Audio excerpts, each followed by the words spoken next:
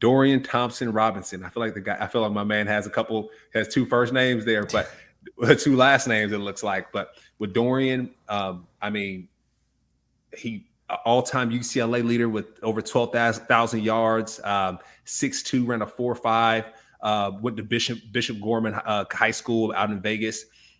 Like, when I look at it now, when I see guys going to prestigious high school, I think that's big. When I see them going to prestigious colleges, that's big as well. If I'm looking at the NFL wins, because when they get to the NFL, the stage won't be too big for him, right? He's seen that big stage at a young age. So the fact that he's a leader at UCLA and breaking all the records there, he's gonna go to the NFL and break more records, Jake. So I think that's a big deal. I know he was 6th in the FBS in completion percentage, and coaches want to know, hey, can you protect the football? Can you make sure that my guys are catching the football, converting and scoring touchdowns? So I like Dorian as the other sleeper. To be honest, he might be my number one sleeper out of all of them. I went in the reverse order there, so I like Dorian as my sleeper, and I know he's super creative. He can run, he can pass, he can do it all. Jake, what are your thoughts? Yeah, so this is somebody I look at as a late round quarterback with some serious upside, because the thing about DTR that he might be RPO dependent. He might not have the best arm strength in the world, though I think it's pretty solid.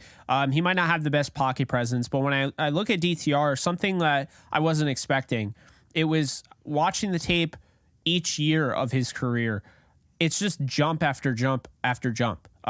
Very intelligent, just seems to be developing and getting better each year. And, he's exactly what you want to see out of a fifth-year senior. It shows up on film, making better decisions. Even the previous year, 2021 tape, you're not seeing the same decisions he's making in 2022. And that's a good thing, because there are a lot of prospects in this draft that, for whatever reason, 2022 hit, and it was like night and day. 2021 was great. Their first rounder, on tape, regardless of position.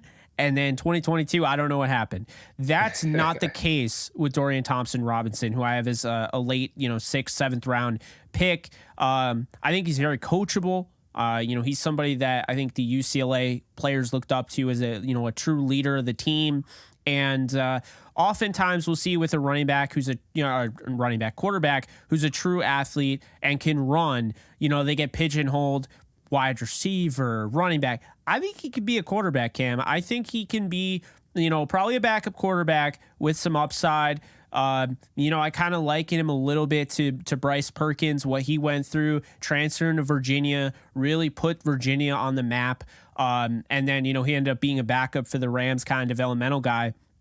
I kind of liken him to that, where I think if they continue, he goes to the right place, continues to be developed, then maybe he gets an opportunity to start. He's a spot starter